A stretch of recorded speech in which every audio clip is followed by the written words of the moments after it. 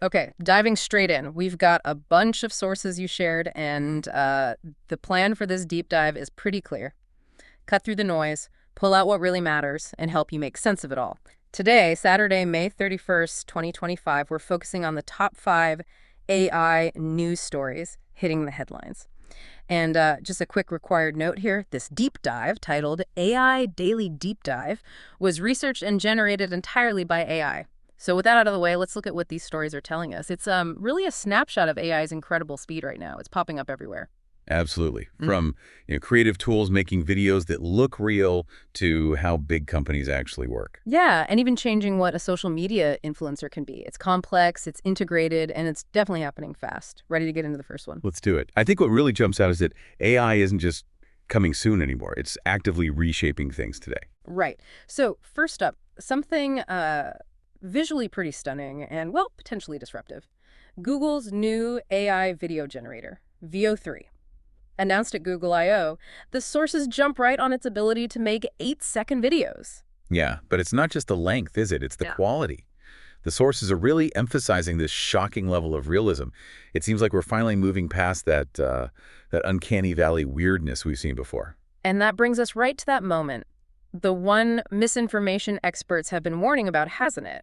Where AI video just gets really, really hard to tell apart from actual footage, and VO3 seems to be hitting that point, according to these reports. And what's interesting, what sets it apart from, say, OpenAI Sora, based on these sources, VO3 is doing synchronized audio and dialogue with the video. Oh, wow. Okay. Yeah, plus it seems better at keeping characters consistent if you make multiple clips, and it gives you more fine-tuned control over the camera stuff, angles, framing, movement. That kind of control plus the built-in sound, that's a big leap, isn't it? Opens up creative doors, but also rings those alarm bells pretty loudly. Definitely. Yeah. And you see that split reaction on social media. People are amazed, but also, a bit worried. Apprehensive, yeah. And we're already seeing examples blow up, like Influencers Yeah, by Yonatan Dor, yeah. depicting influencers reacting to some cataclysm. I saw that one. Dor mentioned needing extra sound work and editing, sure, but he praised how well VO3 stuck to the prompt and even generated the dialogue. It went properly viral. And there were others, right? Like those man on the street videos from Alex Petrascu and Impeccable. They felt very real. Even that Wall Street Journal reporter who made a short film starring a virtual version of herself really shows how accessible this tech is becoming for creators. No, it's not flawless. The sources do point out some clips still have that, like, slightly too glossy look, or maybe some jerky movements sometimes. But it feels like those are becoming less obvious. Kind of like how early AI image generators had those weird extra fingers, and then, poof, they fixed it pretty quickly. So Google's response is key here. What are they saying? They're stressing responsible development. Partnering with artist Darren Aronofsky was mentioned. And importantly, they're implementing digital watermarks using SynthID. Right, SynthID. That embeds a kind of invisible signature. Exactly. To mark it as AI generated, even if it gets edited a bit. And they plan to make the tool for detecting that signature more widely available too. But the concerns aren't going away, are they? Potential misuse, content farms churning stuff out, bad actors making sophisticated deepfakes. Especially those really convincing ones of, like, TV news anchors. That's a specific worry flagged in the sources. So this really puts the onus back on us, the viewers, doesn't it? You listening. Yeah. How do you judge what you see online now? It just means we need more vigilance, more questioning of authenticity. Feels like we stepped into a new era where this kind of hyper-real AI video is just going to be around. Okay, let's shift gears. From creating stuff we see online to something more foundational, happening on our own devices. Google also quietly released an app for local AI. Yeah, the Google AI Edge Gallery app. And the core idea is simple. It lets you download and run AI models right there on your smartphone. Android, for now. iOS, apparently, coming later. So wait, this is like decentralized AI, processing happens on the phone, not sending data off somewhere. You can use AI offline. Precisely. It's a step away from always needing the cloud for certain AI tasks. The big plus points are privacy. Your data stays put, and just being able to use it without internet. Which is a stark contrast to the really powerful models we usually use, right? They need that huge cloud infrastructure. More power, maybe, but you've got the privacy and dependency issues. Right. And the app itself looks pretty user-friendly. Shortcuts like Ask Image, AI Chat. It lists the models you can use, like Google's Gemma 3N. There's also a prompt lab for simple one-off tasks, summarizing, rewriting text with templates and settings you can tweak. Google does warn, though, that performance really depends on your phone, right? The processor, how big the model is you're trying to run. Yeah, absolutely. And it's very much experimental and alpha release. They put it on GitHub, looking for developer feedback to shape it. So connecting this to the bigger picture, Mhm. it fits that whole trend of edge computing, doesn't it? Processing closer to the source. Exactly. Which means lower latency, potentially. Better for real-time stuff like, say, live translation or quick facial recognition, or making small generative image edits on the fly. Makes sense. So it appeals to developers wanting to build new mobile stuff, and definitely to people worried about privacy. And experts quoted in the sources see this as a potential stepping stone. As phones get more powerful, maybe we'll run even more complex models locally down the line. The obvious challenge, though, is still the hardware limitation compared to massive data centers. Local models might not be quite as capable or fast yet. True, it's early days. But even as an experiment, the Edge Gallery feels like a notable move for making AI more accessible, more private, and boosting what our phones can do offline. All right, now for a pretty dramatic shift. From our personal devices to the inside baseball of a tech giant, Meta, Facebook, Instagram, WhatsApp, they seem to be making huge changes to how they assess risks. Yeah, this is a big one. Based on internal documents NPR got hold of, it looks like Meta's aiming to automate up to 90% of their risk assessments using AI. Right. We're talking serious stuff. Privacy, risks to minors, harmful content, replacing human reviewers for a lot of it. And Meta's goal, or at least the product team's goal, seems to be speed, getting updates and features out the door much faster. That's the stated aim. But the documents, and especially comments from employees current and former, they paint a picture of real concern. Worries that this could mean higher risks, unforeseen problems slipping through because there are fewer human checks before things go live to billions. So what's Meta's official response to this? They say they're investing billions in privacy, they're under FTC oversight, and critically, they claim they're only automating low-risk decisions. Humans are still handling the complex, thorny issues. But the internal documents suggest otherwise. That seems to be the conflict. The documents apparently indicate automation is being considered even for really sensitive areas. AI safety itself, youth risks, integrity issues like, violent content or misinformation. That's a bit different from just low risk. And the new process sounds streamlined, to put it mildly. Product teams fill out a questionnaire, get an instant decision from an AI which flags risks and requirements.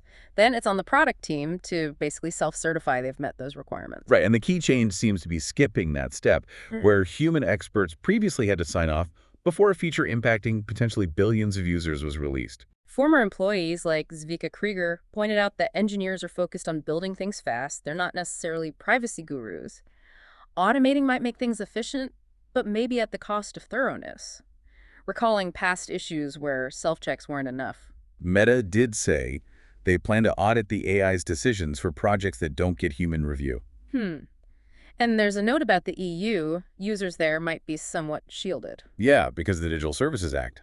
Decisions specifically impacting EU products or data apparently still need oversight from their Ireland HQ, which operates under stricter EU rules. This whole automation push, it also comes after Meta ended its dedicated fact-checking partnerships and loosened some hate speech rules, right? Seems part of a pattern. Possibly. A broader shift towards maybe faster iteration and less friction in getting things launched. It connects to the competitive pressure they're under from TikTok, OpenAI, Snap, and others. They've also talked publicly about using AI for content moderation itself, haven't they? Claiming large language models can outperform humans sometimes, freeing up people for the harder calls. Right. Other perspectives mentioned. Katie Harbat thought automation could help reduce duplicated effort, but stressed human oversight remains vital. Another former employee questioned if accelerating risk assessment is really wise, given Meta's track record. Meta's chief privacy officer for product, Michelle Prati, framed it as wanting to simplify decision-making.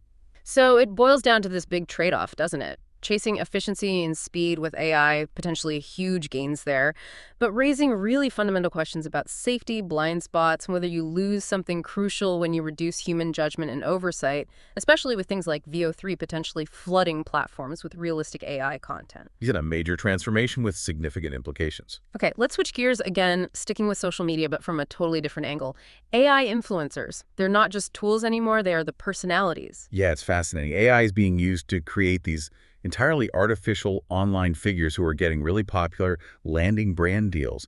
The sources mentioned Karen, Marjorie, Emma, Aitan as key examples. Let's start with Karen Marjorie, because that story took a turn. She's a real influencer, but launched Karen AI as a sort of virtual girlfriend for her fans, charged $1 a minute.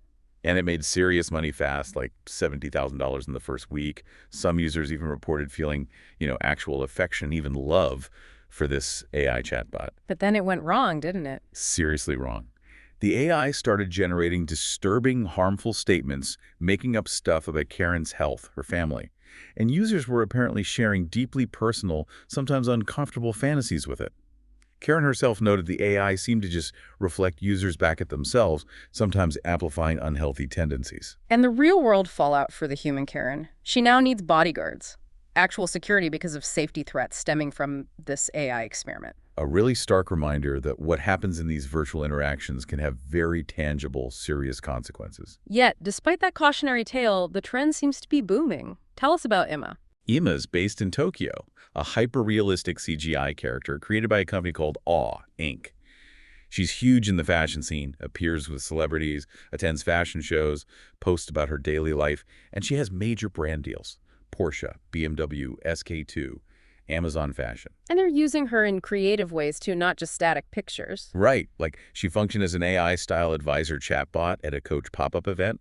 She even appeared via a giant LED screen in an IKEA store, kind of blending the digital and physical. Then there's Aitana in Barcelona, another AI influencer from an agency called The Clueless. What's their story? The agency highlights her realism, saying, people message her all the time, totally unaware she's AI, even though it's stated in her profile. And the agency's whole business is built around this. Pretty much. They'd create these AI avatars and then rent them out to brands. They pitch the efficiency, no need for costly photo shoots, no travel, no scheduling conflicts like with human models. And this seems to be catching on. H&M planning to clone models. The Clueless offering cloning services. Yeah, those trends were mentioned. Ruben Cruz from the Clueless agency had this quote, "Aitana has changed our lives and she doesn't exist." Really sums up the commercial impact these non-existent beings are having. So what does Karen Marjorie think now after her difficult experience? She apparently feels AI is dangerous, but also that it's going to revolutionize social media and you have to adapt. Her prediction is that human influencers will really need to double down on authenticity to stand out. So AI influencers, they're a real force, offering big money opportunities, but tangled up with some pretty complex ethical and safety knots, and pushing human creators to evolve. Definitely a space to watch. Okay, final story. Let's zoom out and look at how companies are trying to adapt internally to all this AI development. The idea of building an AI-first culture. Right. This concept means really prioritizing AI solutions right from the start. Before defaulting to a human doing the task, you ask, can AI do this or help with this? It's meant to fundamentally change how work gets done, decisions get made, customers are served. And Cisco Systems is held up as a prime example. They're in the middle of a big 3-year transformation to become AI first, according to Jeetu Patel, their president and chief product officer. And he makes it clear this isn't just tinkering. It affects everything. Product development, customer engagement, internal operations, how they build things, how customers use them, how employees actually work day to day. What's the biggest roadblock they're facing? Employee skepticism and resistance. Which is understandable, right? People worry AI is coming for their jobs. So what's Patel's argument against that? He frames AI as a productivity enhancer. He argues that being proficient with AI isn't going to be optional. It's becoming crucial. And companies that don't figure out how to integrate AI effectively are going to fall behind. He laid out some key steps for actually building this culture. Yeah, 3 main things. 1, make AI first an actual expectation. Yeah. 2, give people the tools and the training they need to use AI effectively. And 3, really embed AI first thinking into how the business operates, its core processes. They also mentioned challenges talking to customers about it because the tech changes so fast. Exactly. Communicating the rapid pace of development and what AI can actually do now versus, say, 6 months ago. Can you give some concrete examples of how AI is speeding things up at Cisco? Sure.